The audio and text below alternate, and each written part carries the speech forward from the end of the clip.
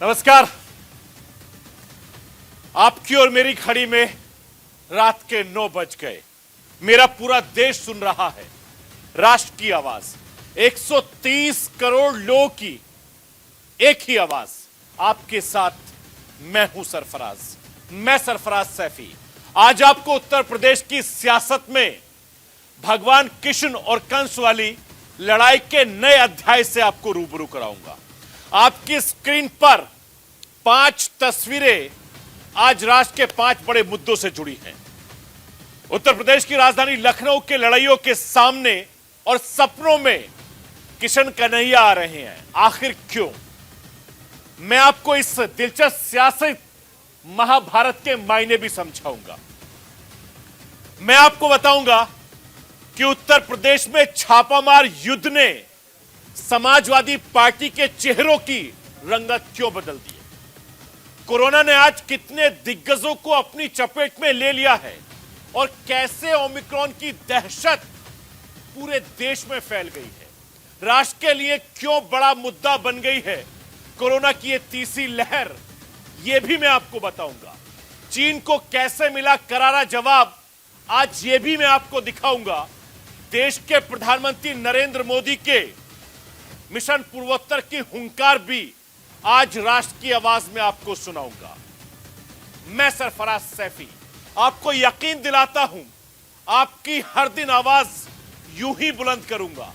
मैं राष्ट्र की दबी आवाज को आप तक पहुंचाऊंगा। मैं राष्ट्र की हर दबी आवाज को अपनी आवाज दूंगा, राष्ट्र की आवाज बनाऊंगा।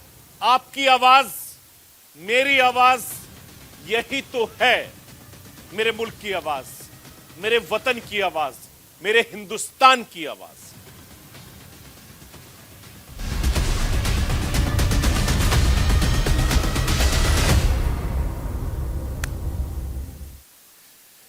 जी हां, लखनऊ के लड़ैया, सपने में कन्हैया। समाजवादी पार्टी के नेता अखिलेश यादव के सपनों में आ रहे हैं किशन कन्हैया। लखनऊ के लड़ैया बीजेपी के नेता हरनाथ यादव के सपनों में आ रहे हैं किशन कन्हैया। मैं सरफराज सैफी मथुरा वृंदावन की गलियों में कृष्ण कन्हैया के कई रूप देखता रहा हूं। मथुरा वाले कृष्ण कन्हैया को लेकर लखनऊ में यह सियासी गूंज मुझे पहली बार सुनाई दे रही है। लखनऊ वाले कृष्ण कन्हैया को लेकर उत्तर प्रदेश के महाभारत में यह मोर्चाबंदी मुझे पहली बार नजर आ रही है। मैं सरफराज सैफी आज आपको बताऊंगा कि किसी के सपने में किशन कन्हैया आ रहे हैं तो किसी की जुबान पर कंस आ रहे हैं। आखिर सीएम योगी ने क्यों विरोधियों को कंस कथा की याद दिला दी है? आखिर कौन है जो मेरे उत्तर प्रदेश की सियासत का कृष्ण है? कौन है जो मेरे उत्तर प्रदेश की सियासत का कंस है? मैं सरफराज सैफी आपको यह भी बताऊंगा कि अयोध्या की लड़ाई मथुरा शिफ्ट होने के साथ ही क्यों बदल गए हैं नेताओं के जुमले, क्यों बदल गए हैं नेताओं के किस्से, क्यों बदल गए हैं नेताओं के देव देवता और दानव। इस रिपोर्ट के जरिए देखिए और समझिए कि सियासत क्या कुछ नहीं करवाती है इंसान से। रात में हम पे आए थे, रात में हमारे सपने में आए थे भगवान कृष्ण जी, कह रहे थे आपकी सरकार बनने वाली है। और एक बार नहीं आए, हर दिन आते हैं। मैं तो रात्रि को सोया हुआ था, 2 बार मुझे स्वप्न हुआ और मुझे ऐसा लगा कि भगवान कृष्ण मुझसे कह रहे हैं कि मैं मध्यस्थ बन करके अपने राष्ट्रीय नेतृत्व से बात करूं जी कि आदरणीय योगी जी मथुरा से चुनाव लड़ें। सुना आपने? ये उत्तर प्रदेश विधानसभा चुनाव का सपना कनेक्शन है। चुनावी वैतरणी पार करने के लिए अब नेताओं को फिर से भगवान याद आने लगे हैं। अब नेताओं के सपने में श्री कृष्ण जी आने लगे हैं। बीजेपी के बाद अब समाजवादी पार्टी भी भगवान भरोसे चुनावी वैतरणी पार करने में लगी है। एक बार फिर से दोनों नेताओं के बयान का चुनावी कनेक्शन समझिए। रात में हम पे आए थे, रात में हमारे सपने में आए थे भगवान कृष्ण जी, कह रहे थे आपकी सरकार बनने वाली है। और एक बार नहीं आए, हर दिन आते हैं, हर दिन। कोई दिन ऐसा नहीं जिस दिन भगवान हमारे सपनों में ना आकर के कहते हो कि आपकी सरकार बनने जा रही है। इनके तो पत्र पे लिखा है, हमें हर दिन सपनों में आते हैं। मैं तो रात्रि को सोया हुआ था, 2 बार मुझे स्वप्न हुआ और मुझे ऐसा लगा कि भगवान कृष्ण मुझसे कह रहे हैं कि मैं मध्यस्थ बन करके अपने राष्ट्रीय नेतृत्व से बात करूं कि आदरणीय योगी जी मथुरा से चुनाव लड़ें। उसी तारतम्य में मैंने प्रातःकाल उठ करके और आदरणीय राष्ट्रीय अध्यक्ष श्री जेपी नड्डा जी को पत्र लिखा है कि ब्रज के पवित्र रज का कण कण जो है ये चाहता है कि आदरणीय योगी जी मथुरा से चुनाव लड़ें। जय श्री राम, जय श्री राम, श्री राम, जय श्री राम। चुनाव से पहले नेताओं के मुख से भगवान राग कोई नया नहीं है। नया है तो समाजवादी पार्टी के मुखिया के मुख से ऐसी बात निकलना। अखिलेश यादव के सपने में भगवान श्री कृष्ण के आने वाली बात पर मुख्यमंत्री योगी आदित्यनाथ ने क्या कहा, आप भी सुनिए। जब यहाँ पर हम इस पावर प्रोजेक्ट का स्वयं उपस्थित होकर के लोकार्पण कर रहे हैं, कुछ लोगों को लखनऊ में सपने आ रहे होंगे और उनके सपने में भगवान कृष्ण आ रहे होंगे और कह रहे होंगे कि अरे अपनी नाकामयाबियों पर अब तो रो जाओ, जो कार्य तुम नहीं कर पाए वह बीजेपी की सरकार ने कर दिया है।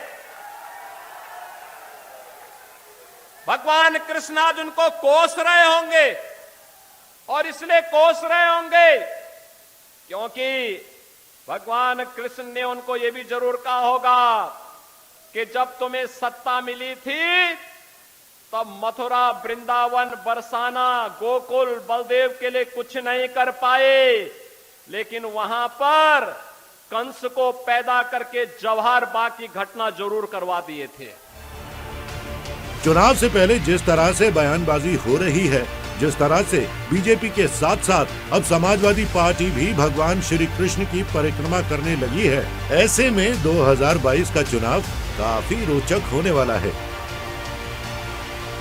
2022 विधानसभा चुनाव से पहले अयोध्या राम मंदिर की ज्यादा चर्चा होती थी, लेकिन अब जब वहां पर राम मंदिर का निर्माण शुरू हो गया है, ऐसे में बीजेपी अब मथुरा के मुद्दे को हवा देने लगी है। कुछ दिन पहले अमरोहा में मुख्यमंत्री योगी आदित्यनाथ गए थे, तब उन्होंने इशारों में श्री कृष्ण मंदिर की तैयारी का इशारा किया था। अयोध्या में राम मंदिर बनने से खुश हैं सभी लोग, और अभी काशी में भगवान विश्वनाथ का धाम भी भव्य रूप से बन रहा है, आपने देख लिया ना। और फिर मथुरा, वृंदावन कैसे छूट जाएगा, वहां पर भी काम भव्यता के साथ आगे बढ़ चुका है। साफ है कि बीजेपी अब मथुरा के मुद्दे को गरमाने में लगी है। वैसे भी बीजेपी के अंदर से ये आवाज गूंजती रहती है कि अयोध्या तो झांकी है, काशी मथुरा बाकी है। यही वजह है कि अब मथुरा के मुद्दे को धार दी जा रही है। कुछ दिनों पहले मथुरा से बीजेपी सांसद हेमा मालिनी ने भी न्यूज इंडिया के खास बातचीत में खुलकर कहा था कि काशी विश्वनाथ कॉरिडोर की तरह मथुरा में भी भव्य कृष्ण मंदिर बनना चाहिए। मथुरा में भी काफ़ी चेंजेस हुआ है, बहुत कुछ हम लोगों ने हम कर सके, मैं कर सकी, क्योंकि हमारे साथ योगी जी का साथ है, तो बहुत सारे चेंजेस हुआ है। अभी जैसा अभी मोदी जी ने काशी में किया है, वैसा हम मथुरा में भी आराम से कर सकते हैं। सो ऐसा हम चाहेंगे हमारे मथुरा में भी हो। ये तो कृष्ण जन्म स्थल है, भगवान कृष्ण जो प्रेम और स्नेह का प्रतीक है भगवान कृष्ण, और उनका एक मंदिर बनाना बहुत ही सुंदर काम होगा। बीजेपी के लिए आज से नहीं बल्कि काफी समय पहले से अयोध्या, काशी और मथुरा एजेंडा रहा है। अयोध्या में राम मंदिर निर्माण और वाराणसी में काशी कॉरिडोर का उद्घाटन कर बीजेपी अपने एजेंडे को धीरे धीरे आगे बढ़ा रही है। काशी में भव्य कॉरिडोर का उद्घाटन कर बीजेपी करोड़ों वोटर्स को साधने में सफल रही और अब विधानसभा चुनाव से पहले बार बार मथुरा को उछाल रही है। और तो और अब यहाँ तक कहा जाने लगा है कि मिशन 2022 में सीएम योगी भगवान श्री कृष्ण की स्थली से चुनाव लड़े। अगर बीजेपी मथुरा से सीएम योगी को चुनाव लड़ाने का फैसला करती है तो ये काफी अहम साबित हो सकता है, ठीक वैसे ही जैसे प्रधानमंत्री नरेंद्र मोदी के गुजरात छोड़कर काशी से चुनाव लड़ने पर हुआ था। बीजेपी के हिंदुत्व के एजेंडे पर भी सीएम योगी का मथुरा से चुनाव लड़ना बेहद सटीक बैठता है। वैसे भी किसान आंदोलन के झटके से उबर रही बीजेपी को पश्चिमी यूपी की विशेष चिंता है। शायद यही वजह है कि बीजेपी पश्चिमी उत्तर प्रदेश की रणनीति मथुरा वृंदावन में ही तैयार कर रही है। इसके जरिए भगवा दल पूरे पश्चिम को साधने की कोशिश में है, जो किसान आंदोलन के चलते थोड़ा दूर जाता दिख रहा था। श्री कृष्ण के मुद्दे को लेकर पश्चिमी यूपी के 16 जिले सीधे प्रभावित। 16 जिलों के 136 सीटों पर बीजेपी लोगों को साधने की कोशिश करेगी। 2017 में बीजेपी 136 में से 109 सीटें जीती थी। वहीं अब यूपी चुनाव में जिन्ना के बाद लादेन की भी एंट्री हो गई है। आतंकवादियों को ठोकने के लिए एटीएस का सेंटर बना रहे हैं, उनको ठिकाना लगाने के लिए सेंटर बनाए जा रहे हैं। अगर देश के खिलाफ साजिश करोगे, हमारे नागरिकों की सुरक्षा के लिए खतरा बनोगे, तो हमारे कमांडो तुम्हें निकाल करके कहीं भी छुपोगे, ओसामा बिन लादेन की तरह कहीं भी छुपे रहोगे तो भी निकाल करके तुम्हारा काम तमाम करने का कार्य करेंगे। यही वजह है कि बीजेपी पश्चिमी यूपी में जोखिम लेना नहीं चाहती है। पूर्वांचल को सीएम योगी के साथ साथ प्रधानमंत्री नरेंद्र मोदी सीधे तौर पर प्रभावित करते हैं, क्योंकि गोरखपुर योगी आदित्यनाथ का गढ़ है, जबकि वाराणसी से पीएम मोदी सांसद हैं। ऐसे में बीजेपी की नजर पश्चिम की ओर है और बीजेपी को मथुरा सूट भी करता है। मिशन 2022 में बीजेपी मथुरा पर दांव खेलने में लगी हुई है, लेकिन सवाल ये उठता है कि अखिलेश यादव को भगवान कृष्ण वाला बयान क्या वास्तव में सपना है, या फिर जिस तरह से बीजेपी हिंदुत्व के पक्ष में फ्रंट फुट पर खेल रही है, उसी सियासी पिच पर अखिलेश यादव ने आगे बढ़कर हिट लगा दिया है। Bureau report, news India.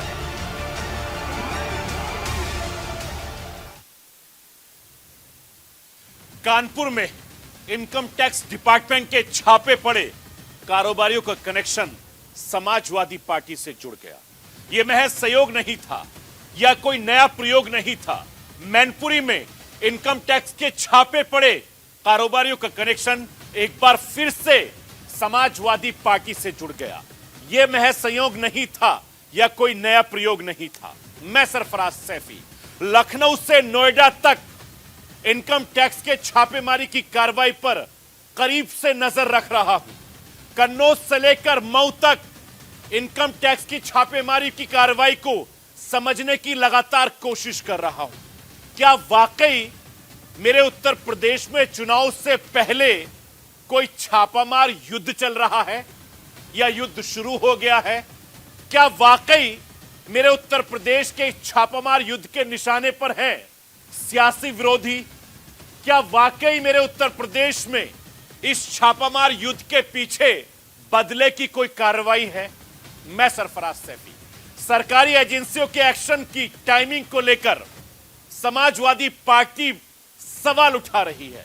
सरकारी एजेंसियों के छापे की टाइमिंग को लेकर अखिलेश यादव सवाल उठा रहे हैं। सरकारी एजेंसियों की मंशा को लेकर विरोधी पार्टियां लगातार सवाल उठा रही हैं। मैं तो बस इतनी गुजारिश करूंगा कि सरकारी एजेंसियां किसी संयोग, प्रयोग या उपयोग का हिस्सा ना बने। मेरे देश के लोकतंत्र के लिए ऐसे संयोग, ऐसे प्रयोग या ऐसे उपप्रयोग बेहद खतरनाक हो सकते हैं। मैं वापस कहता हूं, गौर से सुनना कि सियासी नफे नुकसान के लिए इस तरह से किसी भी तरीके से नुकसान हो सकता है।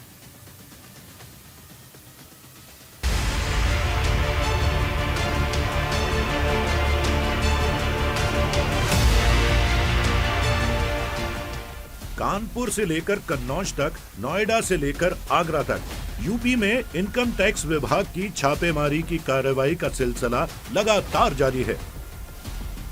कानपुर के इत्र कारोबारी पीयूष जैन से शुरू हुआ सिलसिला नोएडा तक आ पहुंचा है। नोएडा में इनकम टैक्स विभाग की टीम ने एसीई बिल्डर के ठिकानों पर छापेमारी की। एक तरफ नोएडा में छापेमारी चल रही थी तो दूसरी तरफ आगरा में भी 3 बड़े जूता कारोबारियों के ठिकानों पर रेड डाली गई। यूपी में हाल फिलहाल में जितने भी कारोबारियों पर छापामारी की गई है, उन सब में एक चीज सबसे खास है, सबके सब समाजवादी पार्टी के मुखिया अखिलेश यादव के करीबी हैं। पिछले साल जब मनु अलग की मां का निधन हुआ था, तब भी अखिलेश यादव मनु के घर पहुंचे थे। आगरा में जिन दूसरे जूता कारोबारियों को इनकम टैक्स विभाग ने निशाना बनाया, उनमें चंद्रा कंपोनेंट की चेयरमैन मानसी चंद्रा का नाम भी शामिल है। मानसी के ससुर और पिता दोनों का समाजवादी पार्टी से गहरा संबंध रहा है। मानसी के ससुर सुरेश चंद्र गुप्ता और बच्चू बाबू समाजवादी पार्टी से एएलसी रहे हैं, जबकि मानसी के पिता शिव प्रसाद गुप्ता लंबे समय तक विधान परिषद के सभापति रहे। आगरा में आयकर विभाग का तीसरा निशाना बने ओमेक्स शूज कंपनी के मालिक विजय आहूजा। आगरा में एक साथ इनकम टैक्स की टीम ने 3 शूज कारोबारियों के यहाँ छापे मारे हैं, जिसमें ओम शूज, नोवा एक्सपोर्ट और मानसी चंद्रा एक्सपोर्ट शामिल है। आप इस समय मेरे पीछे देख सकते हैं, नोवा शूज के मालिक मन्नू का ये मकान है, उनके घर के बाहर आप देख सकते हैं पुलिस बल मौजूद है। आईटी की टीम इसके अंदर अभी गई हुई है, अंदर सारी जानकारी आईटी की टीम जुटा रही है। अभी तक पता नहीं चल पाया है कि किस तरह से ये पूरी छापेमारी की गई है। छापेमारी के बाद में माना जा रहा है, आपको बता दें, ये तीनों ही शूज कारोबारी अखिलेश यादव के बेहद करीबी माने जाते हैं और कहीं ना कहीं जिस तरह से कानपुर कन्नौज के बाद जो छापेमारी की जा रही है, उसी की श्रेणी में पूरी छापेमारी को देखा जा रहा है। एक तरफ आगरा में अखिलेश के करीबी कारोबारी आयकर विभाग की रडार पर थे, तो दूसरी तरफ नोएडा में भी अखिलेश यादव के एक करीबी बिल्डर को आयकर विभाग ने निशाने पर ले लिया। इनकम टैक्स विभाग ने एसीई ग्रुप के चेयरमैन अजय चौधरी के ठिकानों पर छापेमारी की। ये मेरे पीछे आप देख सकते हैं कि ये एस ग्रुप का ऑफिस है और इसी ऑफिस के अंदर सुबह 7:30 बजे इनकम टैक्स विभाग की जो टीम थी वो एंटर हुई और वो लगातार छापेमारी कर रही है। यहाँ पर उत्तर प्रदेश पुलिस के जो है जवान भी बैठे हैं, क्योंकि अंदर आयकर विभाग जो है रेड कर रहा है। यही नहीं, एस ग्रुप के करीब जो है 40 से अधिक ठिकानों पर इनकम टैक्स विभाग की जो है टीम रेड कर रही है। नोएडा में कई जगह ऐसे ठिकाने हैं जहां पर ये जो आईटी विभाग की टीम जो रेड कर रही है। और ऑफिस में ये देखिए कर्मचारी हैं जिनको ना तो बाहर जाने की इजाजत है, ना ही अंदर आने की इजाजत है। चुनावी साल में आयकर विभाग की छापेमारी सियासत का सबब भी बन गई है। समाजवादी पार्टी को लगता है कि उनके करीबी कारोबारियों को छांट कर निशाना बनाया जा रहा है। भारतीय जनता पार्टी कार्यालय से जारी लिस्ट पे लगातार छापे चल रहे हैं। हम समझते हैं भारतीय जनता पार्टी जो हार के करीब आती जाएगी, ये बौखलाहट और उनकी बढ़ती जाएगी। लेकिन समाजवादी पार्टी इन छापों से न कभी डरी है, न झुकी है। हम समझते हैं न पहले इनको कहीं कुछ मिला है, न आगे कुछ मिलेगा। हाँ, लेकिन उत्तर प्रदेश की जनता भारतीय जनता पार्टी को सत्ता से हटाने जा रही है। समाजवादी पार्टी आयकर विभाग की छापामारी को लेकर बीजेपी पर हमलावर तो है। बीजेपी पूछ रही है कि अगर आयकर विभाग अपना काम कर रहा है तो समाजवादी पार्टी के पेट में दर्द क्यों हो रहा है। कल समाजवादी पार्टी के लोग घबराते जल्दी हैं कि ये कहाँ इत्र में सुगंध आ रही थी, उसकी दुर्गंध पूरे प्रदेश में फैल गई। कहाँ इत्र कारोबारी के यहाँ जो मोटरसाइकिल चलता है, कहाँ उसके घर में कोई 10 लाख की कल्पना नहीं कर रहा है, कहाँ 280 करोड़ रुपया नगद मिल रहे हैं। तो यह सब प्रदेश की जनता देख रही है। और प्रधानमंत्री जी ने जो कहा था, न खाऊंगा न खाने दूंगा, और अगर किसी ने खाया है तो पूरा निकाल करके गरीबों के चरणों में समर्पित कर दूंगा। चुनाव से पहले छापे पर छापे पड़ रहे हैं। मीडिया रिपोर्ट्स की माने अब तक 300 करोड़ से ज्यादा कैश, करोड़ों की कीमत का सोना चांदी और करोड़ों की बेनाम संपत्ति का पता चला है। लेकिन छापे में क्या मिल रहा है, इसके आधिकारिक जवाब का इंतजार लंबा ही होता जा रहा है।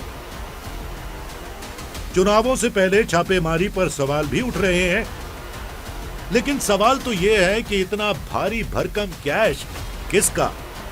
Bureau report, news India.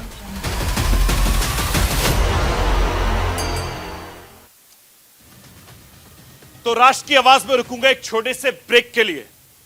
Break के बाद जब वापस आऊंगा तो आपको बताऊंगा कि नया साल शुरू हुआ और ओमिक्रॉन का बवाल शुरू हुआ।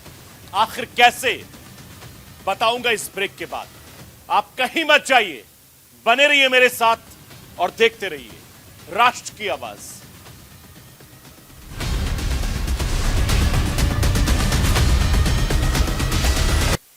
ब्रेक के बाद एक बार फिर आपका स्वागत है। आप देख रहे हैं राष्ट्र की आवाज। आज जब मैं सुबह सोकर उठा तो मेरे दिल्ली के मुख्यमंत्री अरविंद केजरीवाल का ट्वीट देखकर हैरान रह गया। मेरी दिल्ली के मुख्यमंत्री अरविंद केजरीवाल के कोरोना पॉजिटिव होने की खबर से सियासी हलकों में हड़कंप मच गया। मैं सरफराज सैफी आपको बताना चाहता हूं, केजरीवाल ने हाल ही में कई सियासी रैलियों में शिरकत की। सवाल उठना लाजमी है कि क्या कोरोना की तीसरी लहर को रोकने के लिए चुनावी रैलियों का तरीका बदलना होगा।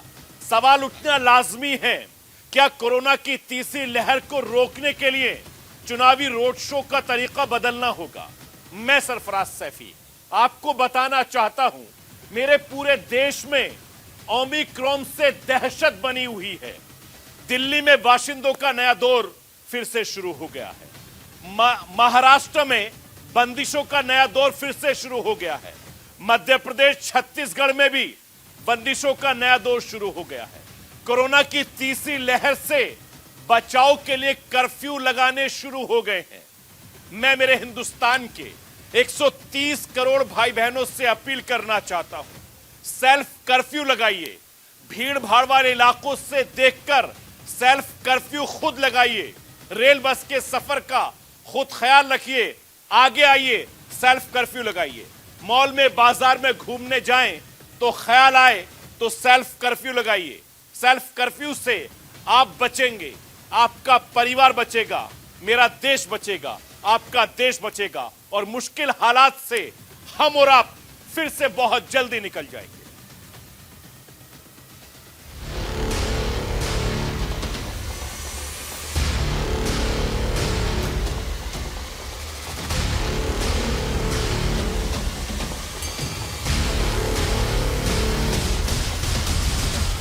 देश में तेजी से बढ़ते कोरोना के मामले देश को लॉकडाउन की तरफ लेकर जा रहे हैं। नाइट कर्फ्यू के बाद अब दिल्ली की केजरीवाल सरकार ने देश में सबसे पहले वीकेंड कर्फ्यू का ऐलान कर दिया है।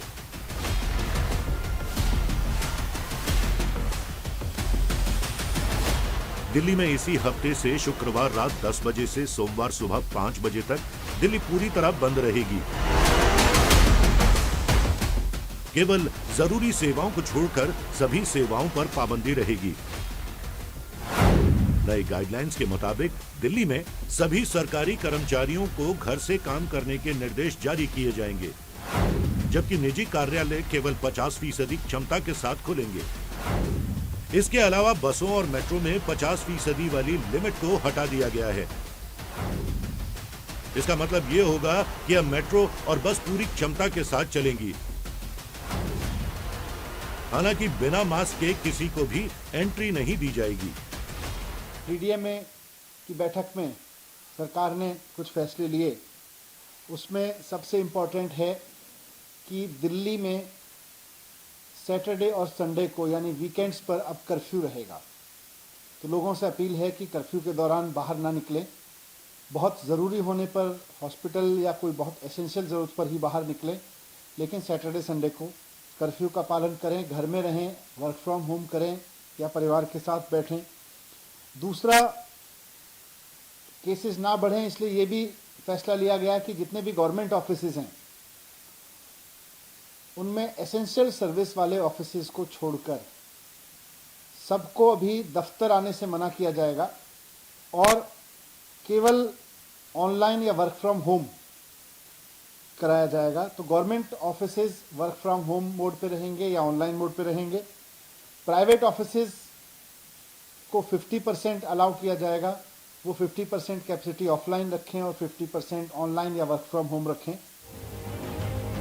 दूसरी लहर से सबक लेते हुए दिल्ली सरकार ने बड़ी आपदा आने से पहले डीडीएमए की बैठक बुलाई और ओमिक्रॉन से निपटने के लिए हर संभव फैसले लिए गए। केजरीवाल सरकार ये तो मानकर चल रही है कि ओमिक्रॉन वेरिएंट डेल्टा वेरिएंट जितना खतरनाक नहीं है, लेकिन किसी भी आपातकालीन परिस्थिति से बचने के लिए केजरीवाल सरकार ने दिल्ली में पाबंदियों को बढ़ा दिया है।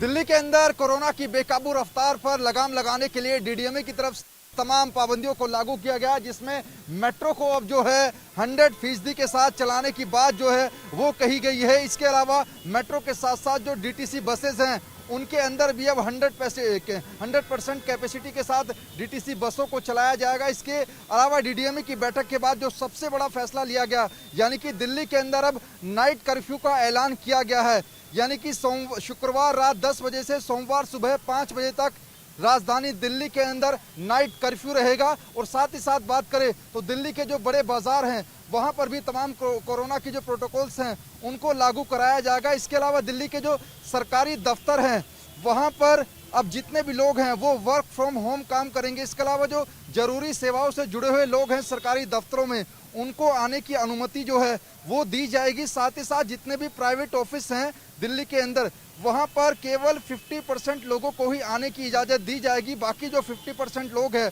वो घर पर बैठकर वर्क फ्रॉम होम करेंगे। तो कुल मिलाकर ये तमाम जो गाइडलाइंस हैं वो दिल्ली के अंदर से लागू कर दी गई हैं। इसके साथ साथ दिल्ली के डिप्टी सीएम मनीष सिसोदिया ने यह भी कहा कि भले ही दिल्ली सरकार ने जो है दिल्ली मेट्रो और डीटीसी बसों के अंदर 100% कैपेसिटी के द्वारा चलाने की बात कही है, लेकिन सभी लोगों को मास्क लगाना अनिवार्य होगा, चाहे वो आप मेट्रो में सफर करेंगे या फिर डीटीसी में सफर करेंगे। अगर किसी ने मास्क नहीं लगाया है तो उसको मेट्रो और डीटीसी के अंदर सफर नहीं करने दिया जाएगा। दिल्ली में नाइट कर्फ्यू पहले से लागू है, ऐसे में वीकेंड कर्फ्यू से दिल्ली वालों की मुश्किलें और बढ़ना तय है। हालांकि दिल्ली सरकार का दावा है कि लोगों को कोई दिक्कत नहीं होने दी जाएगी।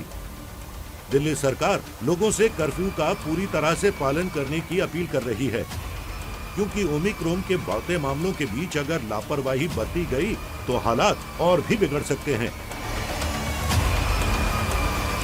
डीडीएमए की मीटिंग में कुछ फैसले किए गए हैं, उसमें से एक प्रमुख था कि भाई दिल्ली सरकार के जितने भी ऑफिसेज हैं सिर्फ असेंशियल ऑफिसेज खुलेंगे, बाकी वर्क फ्रॉम होम कर दिया गया है। प्राइवेट ऑफिसेज में 50% अटेंडेंस के साथ काम होगा। मेट्रो और डीटीसी के अंदर सिटिंग विद कोविड प्रोटोकॉल के साथ अलाउड होगी, जिसमें कि मास्क लगाना कंपलसरी होगा और वीकेंड कर्फ्यू लगाया जाएगा। दिल्ली में ओमिक्रॉन के मरीज बहुत तेजी से बढ़ रहे हैं। आम लोगों के साथ साथ दिल्ली के मुख्यमंत्री भी कोरोना संक्रमित हो गए हैं। इसकी जानकारी सीएम अरविंद केजरीवाल ने खुद ट्वीट कर दी। सीएम केजरीवाल ने संपर्क में आए लोगों से कोरोना टेस्ट करने की अपील भी की। एक तरफ दिल्ली के मुख्यमंत्री ने खुद के संक्रमित होने की जानकारी दी, तो दिल्ली बीजेपी के पूर्व अध्यक्ष और सांसद मनोज तिवारी भी कोरोना संक्रमित हो गए हैं। उन्होंने भी ट्वीट के जरिए अपने संक्रमित होने की जानकारी दी। दिल्ली में वीकेंड कर्फ्यू के ऐलान के साथ ही एक बार फिर दिल्ली सहम सी गई है। लोगों को 2021 का पुराना दौर याद आ रहा है। शनिवार रविवार को ठीक है, लगना चाहिए कर्फ्यू, लेकिन नाइट वाली बेकार है, ये परेशान करने वाली बात है। कोई दूर से आता है, कोई मेहमान आता है, कोई परेशानी में आता है, तो नाइट वाले कर्फ्यू से कोई फायदा नहीं है, वो स्थायी समाधान नहीं है। कि वीकेंड कर्फ्यू लगाने से व्यापार को बहुत ज़्यादा नुकसान हो रहा है, ठीक है ना। एक तो आजीवन से चलो ठीक है, हम किसी तरह अपना जो है कर रहे हैं, थोड़ा बहुत रोजगार कर लेते हैं खाने कमाने के लिए, लेकिन जो ये वीकेंड कर्फ्यू लगाया जा रहा है, ये 2 दिन के लिए जो बंद किया जा रहा है, ये तो बहुत ही गलत हो रहा है। ये सैटरडे संडे जो कर्फ्यू लगाया गया बहुत अच्छा लगाया गया है, क्योंकि सैटरडे संडे छुट्टी होती है, भीड़ बहुत होती है मार्केटों में, हर मार्केट में भीड़ है, ये नहीं सोई नगर में ही है, कहीं भी चलो करोल बाग चले जाओ आप, या लाजपत नगर चले जाओ, या चांदनी चौक चले जाओ, या मेट्रो देख लो, सैटरडे संडे बहुत भीड़ होती है। तो एक बहुत अच्छा कर्फ्यू लगाया गया है सैटरडे संडे के लिए। सरकार का जो निर्णय है, जिस तरह से ओमिक्रॉन पैर पसार रहा है, सबको बार बार अपील करी जा रही है, मास्क लगाइए, 2 गज दूरी का ध्यान रखिए, ये ओमिक्रॉन को कम करने के लिए सरकार का फैसला बहुत अच्छा है और अच्छी बात है, जिससे सब व्यापारियों का भी काम चलेगा। वीकेंड कर्फ्यू अच्छी बात है, बट ये जो इन्होंने ऑड इवन लगाया ये मेरे ख्याल से सही नहीं है। हम लोग जैसे ग्राहक यहाँ आते हैं हमें बड़ी दिक्कत होती है। कोरोना बहरूपिया है,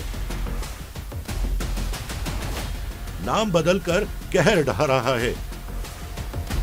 एक बार फिर कोरोना के नए वेरिएंट ओमिक्रॉन ने दिल्ली को पाबंद कर दिया है। पिछले कड़वे अनुभव को देखते हुए दिल्ली वाले घर में कैद होने को मजबूर हो रहे हैं। Work from home, weekend curfew का एहतियात ऐलान कर दिया गया है। सरकार सख्त फैसले ले रही है, लेकिन उन पर अमल करना आम जनता की जिम्मेदारी है। बिना जरूरी काम के आप घर से बाहर ना निकलें और बिना मास्क के तो बिल्कुल भी नहीं। सोशल डिस्टेंसिंग का ख्याल रखें और भीड़ भाड़ वाली जगहों पर जाने से बचें। ये सब आपको और आपके अपनों को तो कोरोना से बचाएगा ही, देश भी बहुत बड़ी मुसीबत से बच जाएगा। और कोरोना को हराने के लिए आपका सहयोग जरूरी नहीं, बहुत जरूरी है। Bureau report, news India.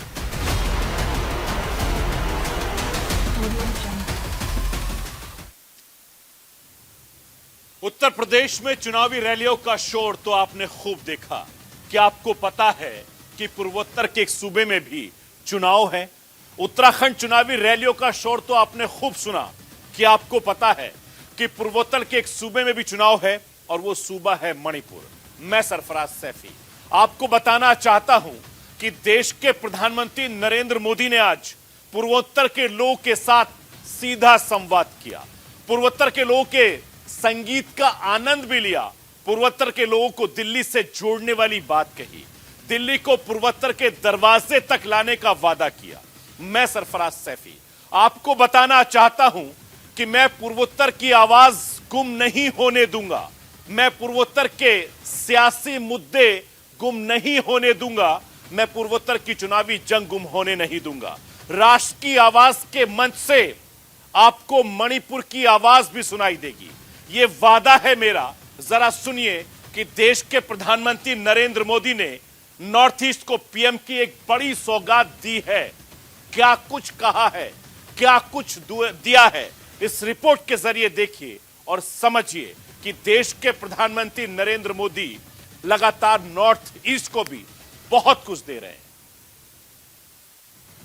मैं मणिपुर की महान धरती को, यहां के लोगों को, यहां की गौरवशाली संस्कृति को झुका करता हूं।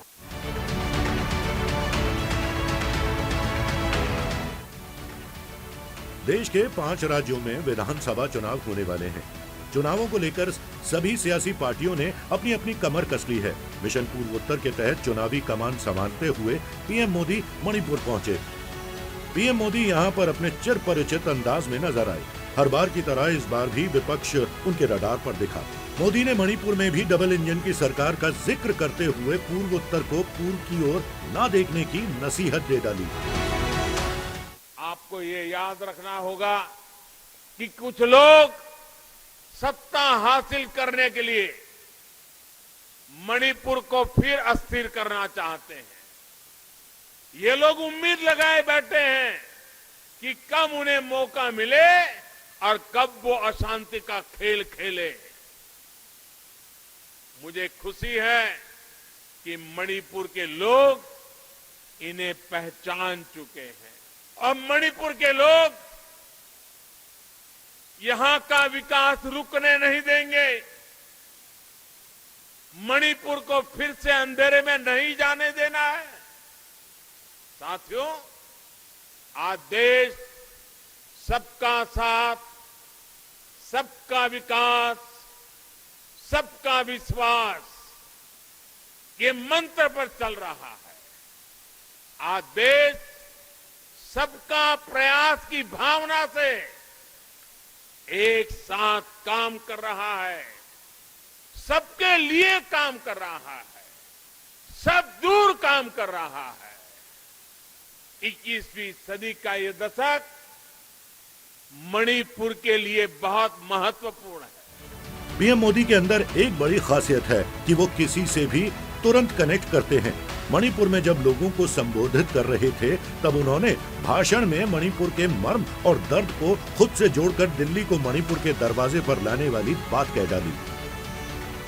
मैं जब प्रधानमंत्री नहीं बना था उससे पहले भी अनेकों बार मणिपुर आया था। मैं जानता था कि आपके दिल में किस बात का दर्द है और इसलिए 2014 के बाद मैं दिल्ली को, पूरे दिल्ली को, भारत सरकार को आपके दरवाजे पर लेकर के आ गया।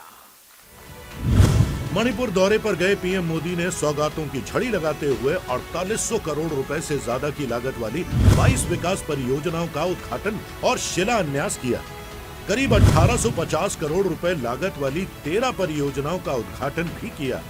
इसके साथ ही मोदी ने लगभग 2950 करोड़ रुपए लागत वाली 9 परियोजनाओं की आधारशिला रखी। ये परियोजना सड़क निर्माण, पेयजल आपूर्ति, स्वास्थ्य, शहरी विकास, आवास, सूचना, प्रौद्योगिकी, कौशल विकास, कला और सांस्कृतिक जैसी विविध क्षेत्रों से संबंध रखती है। क्षेत्र में बेहतर संपर्क सुविधा बहाल करने के लिए पीएम मोदी ने 5 राष्ट्रीय राजमार्ग परियोजनाओं के निर्माण की आधारशिला रखी। प्रधानमंत्री ने इम्फाल से सिलचर के लिए साल भर निर्बाध संपर्क बढ़ाने के लिए बारक नदी पर बने स्टील ब्रिज के साथ साथ 2387 मोबाइल टावरों का लोकार्पण भी किया। इस दौरान मोदी ने मणिपुर की जनता को संबोधित करते हुए चुनावी बिगुल फूंक दिया। कुछ दिन बाद 21 जनवरी को मणिपुर को राज्य का दर्जा मिले 50 साल पूरे हो जाएंगे। देश इस समय अपनी आजादी के 75 वर्ष अमृत महोत्सव भी मना रहा है। ये समय अपने आप में बहुत बड़ी प्रेरणा है। मणिपुर वो है जहां राजा भाग्यचंद्र और पू खेतिंगखांग सिथलो जैसे वीरों ने जन्म लिया। एक बार फिर से देश में पैर पसार रहे कोरोना के नए वेरिएंट को ध्यान में रखते हुए पीएम मोदी ने इम्फाल में अत्याधुनिक कैंसर अस्पताल की आधारशिला रखी। साथ ही राज्य में कोविड से संबंधित बुनियादी सुविधाओं को बढ़ावा देने के लिए कियमगोई में 200 बिस्तरों वाले कोविड अस्पताल का उद्घाटन किया। राज्य में हथकरघा उद्योग को मजबूत करने के लिए प्रधानमंत्री ने मेगा हैंडलूम क्लस्टर और क्राफ्ट एंड हैंडलूम विलेज परियोजनाओं समेत कई अन्य महत्वाकांक्षी परियोजनाओं की भी आधारशिला रखी। अपने विरोधियों को धूल चटा देने वाले पीएम मोदी पश्चिम बंगाल में मिली वोट की चोट को भला कैसे भूल सकते थे। लिहाजा मोदी मणिपुर की जनता को वोट के लिए जागरूक करते नजर आए। ये सब आपके एक वोट की ताकत है, जिसकी वजह से मणिपुर के 6 लाख परिवारों को पीएम गरीब कल्याण योजना का मुफ्त राशन का लाभ मिल रहा है। प्रधानमंत्री आवास योजना के तहत करीब 80,000 घरों को स्वीकृति, ये आपके एक वोट की ताकत का ही कमाल है। यहां के 4,25,000 से ज्यादा लोगों को आयुष्मान योजना के तहत अस्पतालों में मुफ्त इलाज मिलना आपके एक वोट की वजह से ही संभव हुआ है। मणिपुर की जनता को करोड़ों की सौगात देने के बाद पीएम मोदी त्रिपुरा की धरती पर पहुंचे, जहां उन्होंने अगरतला में महाराज वीर विक्रम एयरपोर्ट के नए इंटीग्रेटेड टर्मिनल बिल्डिंग का उद्घाटन किया। उद्घाटन से पहले पीएम मोदी ने पूरे इंटीग्रेटेड टर्मिनल भवन का निरीक्षण किया। लगभग 450 करोड़ की लागत से तैयार हुआ महाराजा वीर विक्रम एयरपोर्ट टर्मिनल 30,000 वर्ग मीटर में फैला है। प्रधानमंत्री ने मुख्यमंत्री त्रिपुरा ग्राम समृद्धि योजना और विद्या ज्योति स्कूल परियोजना मिशन का भी शुभारंभ किया। अपने संबोधन में पीएम मोदी ने जनता से एक बार फिर डबल इंजन की सरकार को आशीर्वाद देने की बात कही। मैं आज एयरपोर्ट से यहां तक आया, मैं देख रहा था रास्ते भर अबाल वृद्ध सब आशीर्वाद दे रहे थे। आपका ये प्यार मैं आपको डबल इंजन की ताकत के हिसाब से आपके इस प्यार को डबल विकास करके लौटाऊंगा। और मुझे विश्वास है जितना प्यार और स्नेह त्रिपुरा के लोगों ने हमें दिया है वो आगे भी मिलता रहेगा। म्यांमार यानी बर्मा की सीमा से लगते इस प्रदेश को अशांत और संवेदनशील माना जाता है, इसीलिए वहां उग्रवाद से लड़ने के लिए अफ्स्पा लागू है। लेकिन इस कठोर कानून को वापस लेने की मांग अब यहाँ एक प्रमुख चुनावी मुद्दा बन रहा है। अगले 3 महीने में यूपी, पंजाब समेत पूर्वोत्तर के राज्य मणिपुर में भी विधानसभा के चुनाव होने वाले हैं, जहां बीजेपी इस बार अपने बलबूते पर ही सत्ता में आने के लिए सारा दमखम लगा रही है। 60 सीटों वाली मणिपुर विधानसभा में साल 2017 के चुनाव में बीजेपी दूसरी बड़ी पार्टी बनकर उभरी थी, लेकिन उसने क्षेत्रीय दलों के साथ मिलकर यहां सरकार बना ली। अब बीजेपी की चुनावी रणनीति छोटी पार्टियों की बैसाखी को छोड़कर खुद अपने दम पर बहुमत लाने की है। मुख्य मुकाबला तो बीजेपी और उसके सहयोगी दलों और कांग्रेस के बीच ही है, लेकिन गोवा की तरह यहाँ भी ममता बनर्जी की टीएमसी तीसरी ताकत बनकर उभर रही है, लिहाजा त्रिकोणीय मुकाबला होने के पूरे आसार हैं। Bureau report, news India.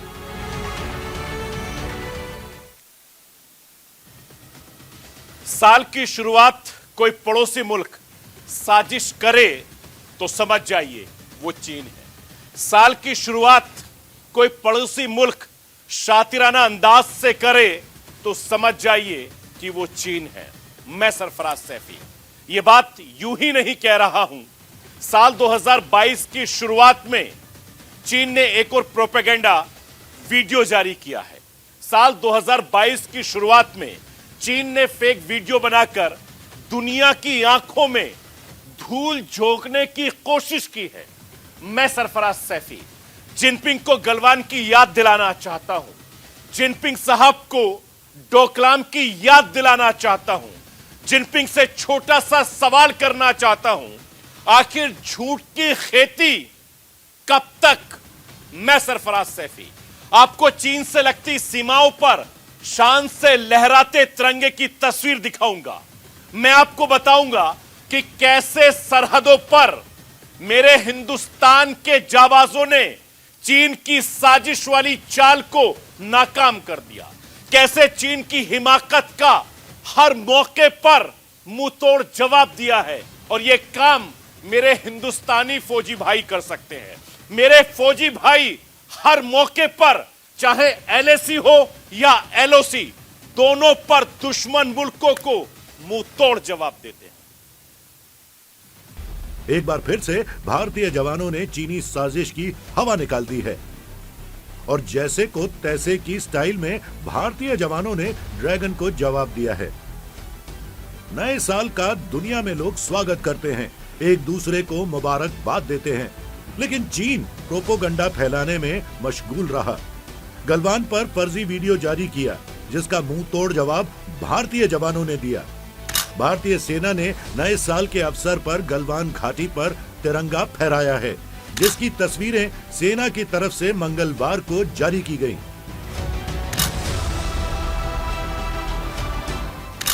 तस्वीरों में दिख रहा है कि चारों तरफ बर्फ की चादर ही चादर है और इस बर्फ के बीच में डोगरा रेजिमेंट के जवान हाथ में अत्याधुनिक हथियारों से लैस हैं, जबकि 2 जवान तिरंगा लहरा रहे हैं। इन तस्वीरों को देखकर चीनी सेना का कलेजा फट गया होगा, क्योंकि जवानों के हाथ में जो हथियार हैं, उस हथियार को चीनी मीडिया और वहां के सैन्य अधिकारी जूम कर करके देख रहे होंगे। जवानों ने अमेरिका की मॉडर्न SIG 716 हाथ में ली है। आइए आपको बताते हैं इस राइफल के बारे में। यह राइफल 600 मीटर तक मार करती है। 1 मिनट में 685 राउंड गोलियां दाग सकती है। सेमी और फुली ऑटोमेटिक फीचर में मौजूद है। इस राइफल की गोली काफी बड़ी होती है। इसे शूट टू किल राइफल के नाम से भी जाना जाता है। सेना ने 72,000 SIG 716 राइफल को शामिल किया है। केंद्रीय विदेश राज्य मंत्री वी मुरलीधरन समेत देश के कई नेताओं और मंत्रियों ने सेना के जवानों की तस्वीर शेयर की और लिखा, भारत माता की जय। नए साल 2022 के मौके पर गलवान घाटी में बहादुर भारतीय जवान। अब आपको दिखाते हैं चीन के प्रोपोगंडा वाला वीडियो। 1 जनवरी को जारी इस वीडियो में चीनी सेना अपने देश का झंडा लिए हुए दिख रही है, लेकिन जिस गलवान घाटी का वीडियो कहकर चीनी मीडिया प्रसारित कर रहा था, वो वीडियो कहीं और का लग रहा है।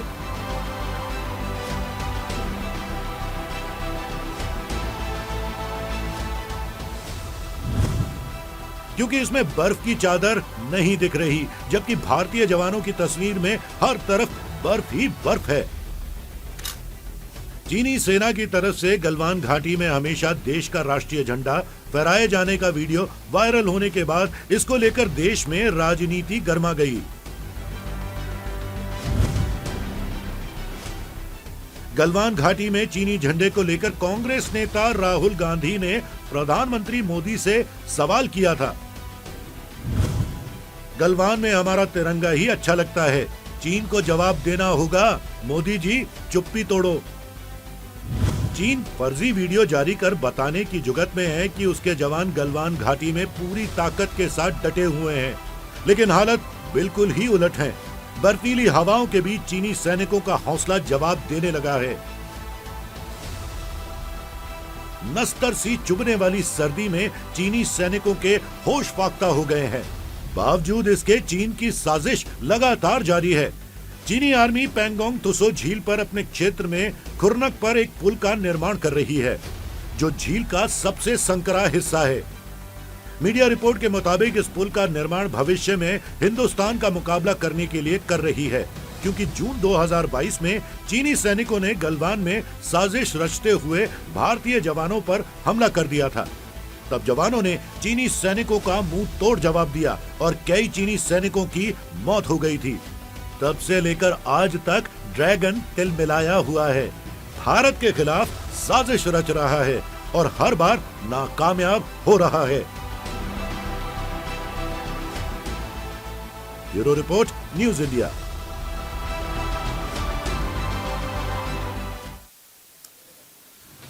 तो ये थी राष्ट्र की आवाज।